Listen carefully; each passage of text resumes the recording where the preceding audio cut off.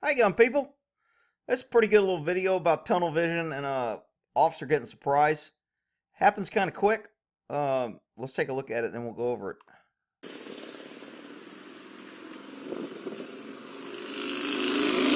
So a couple things I wanted to stop here before the action part's pretty quick.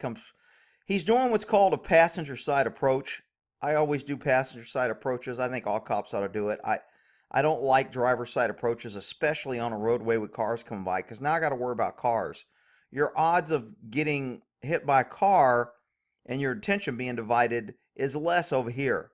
You can jump. I mean, some would argue you're putting yourself between the car and a guardrail, but the car's not going to go this way. And if a car comes from behind, you can jump the guardrail, it'll give you a little extra protection. So I like passenger side approaches.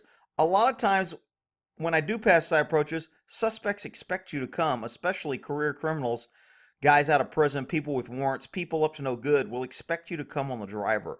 And they're watching and lying in wait and waiting for you to approach because they know you have to approach.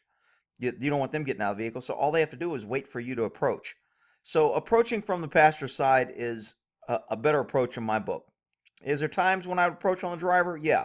If I have two people, then my partner would approach on the passenger and I'd go to the driver if I was driving. If I was passenger in a police car, I'd take passenger side. He was driving, he'd take driver. But let's watch what he sees here.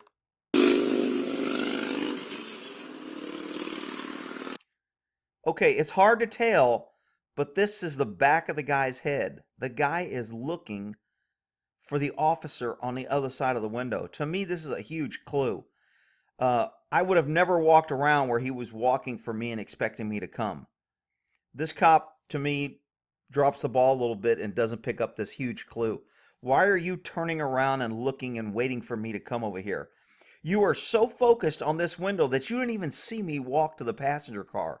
This is a perfect opportunity for you to inspect the inside of the car, see where his hands are at, see if there's any guns, dope, drugs, dead bodies, anything in the car, and look. And this cop doesn't. What does he do? He falls right into the suspect's hands and he walks around to the driver's side where the driver wants him to be. Bad move on his officer's part. Could have easily knocked right here and made the guy turn around. Didn't. So he changes his plan and makes the what I call a driver's side approach. This is a pretty open highway. There's cars coming here. Much more dangerous to make this approach. All right, here's the action shot. Everybody's waiting for.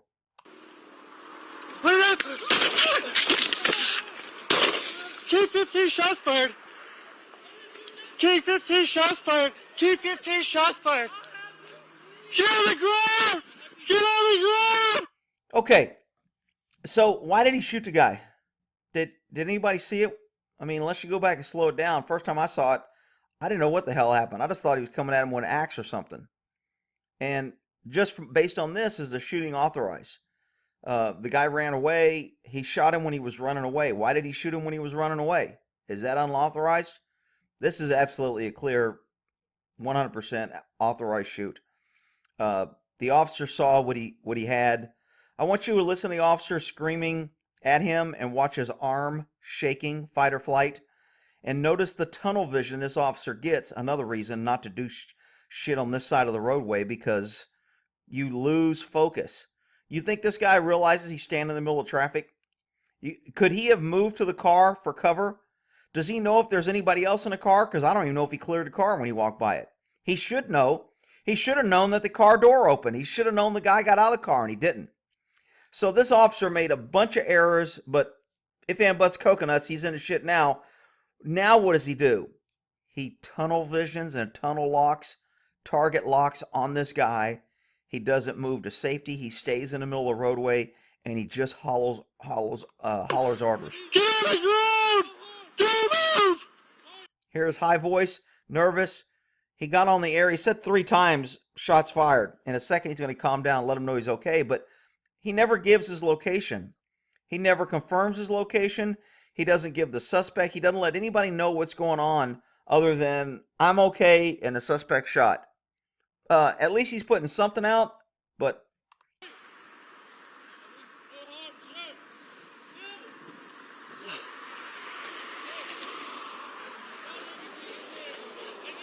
King 15. You shaking? King 15. I'm okay. Start medical for a subject with a bleeding arm. Get on the ground! Get on the ground! I'm pretty sure the guy's on the ground. Anybody else got a problem with this? Cops are, we will go back to muscle memory. We want people on the ground. This guy isn't thinking. He's trying to think, but he's in so much fight or flight, like, holy shit. He got caught in his white zone. He's walking around his car like he's freaking window shopping on a freaking Saturday afternoon with his wife. Instead of, why is this guy looking out the window? His hair on the back of his neck should have stood up. He should have known something was wrong. He should have inspected the car. He should have been ready. He should have made the guy look to the passenger side and not come around to the driver's side. So this guy set up for a bunch of failure, and because he was so unprepared, he's in the recovery zone, and it takes a long time to get out of that. Oh shit, what the hell just happened? I just shot somebody. Why? I didn't see it coming. I'm standing in the middle of the road. Cars are flying, or could be flying by me. Lucky cars are stopping. But he's not thinking of cover, getting out of the roadway, getting out his location. The guy's on the ground. He keeps telling him to get on the ground. Get on the ground! Get on the ground!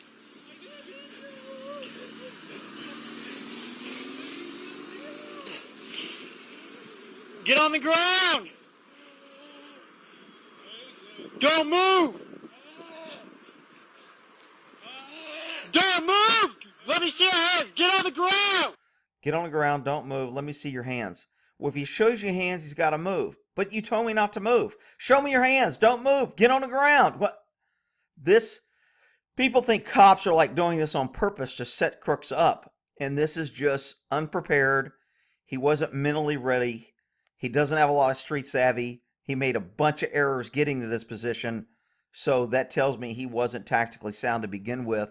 There's no reason to believe he's going to handle this any better than he got into this situation he's in. Get on the ground! All right! Don't move!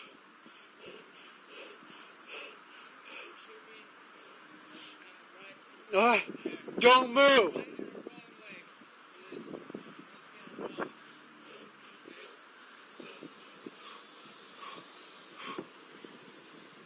Trying to suck Let me air. see that other hand! Let me see that hand! Let me see that hand! It better be empty! You think this guy's cleared a car? Do you think he's even thinking that there might be somebody in a car? Do you think he's thinking that I ought to get out of the roadway because somebody's going to run me over from behind? Do you think he's thinking about any of that? No, he is tunnel vision locked on the threat, trying to get out of fight or flight. He's trying to catch his breath. He's trying to get oxygen. He's trying to get his mind working again because he was in fight or flight. Let's look at this in slow motion. So I muted the sound, but again, he's looking out the window waiting for you to approach. Big clue. You're on this side, stay on this side. Don't go where the suspects want you to go. Walks around, nonchalant, doesn't know the door is open, doesn't know the guy got out of the car. How could you not know that? Has no clue until he absolutely is faced with the guy dead on. Yeah, that's a problem. Right about here, he's like, shit, I didn't see that coming. He was Ray Charles, right there. Damn, I didn't see that. What the? Dude, pay attention to your environment. This dude got out of the car with a rifle. You didn't see that rifle when you looked in the window? How could you miss that? Why this guy decided to face butt him instead of shoot him, I don't know. But that was a bad move. Don't bring a rifle to a gunfight and then try and use it like a club. So he gets shot. I think he drops the gun, but I couldn't really tell because the officer went on the ground. Feet went up in the air. Did you notice that? Watch his feet almost. That's why you practice falling and shooting. He almost shot his foot right here when his feet goes up. And then he shoots again as the guy's still running. That's okay. Somebody's going to say, Ricky shot him in the back. You can't shoot somebody back. Well, you're an idiot. He may have shot this car if he missed. Think he was aware of his background? Do you think the family in this car with their daughter that may have just taken a bullet was maybe like, Maybe when I pull up and I see a guy with a gun about to hit an officer, maybe I shouldn't drive by. Maybe I should either speed by or go the other way or make a U-turn or put it in reverse. Drove right into the line of fire. Sheep. I don't get it, man. I'm telling you, cops with guns are a threat to your safety. I don't care if they're dealing with you or anybody else. When they have guns, they are going to spray and pray. They are not held accountable. They don't care if they hit civilians. They got limited liability and they know it. And you are just collateral damage. Cops do not think about you or other people.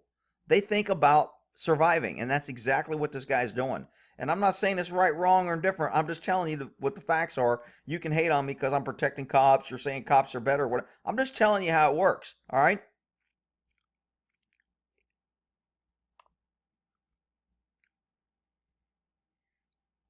So here's where he gets out 3 times that shots fired, and he says just the same thing because he's nervous.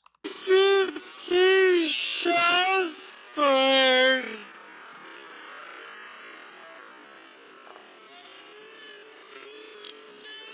Keep 50 shots fired. Keep 50 shots fired. So he's totally resorting or falling back on his muscle memory of always make sure you get out shots fired so people are coming to help in case it goes bad, in case you get shot, in case you're bleeding out. Get out on the radio so the cavalry's coming. And that's what he went back to. He overdid it. It was the only thing that was comfortable, and he just kept doing it. Same thing with getting the guy on the ground. Get on the ground. He kept doing what was comfortable, what he knew. He wasn't able to break out of that box and think. This is a good little training video, and good, bad, or different. I guess you can argue it out in the comments.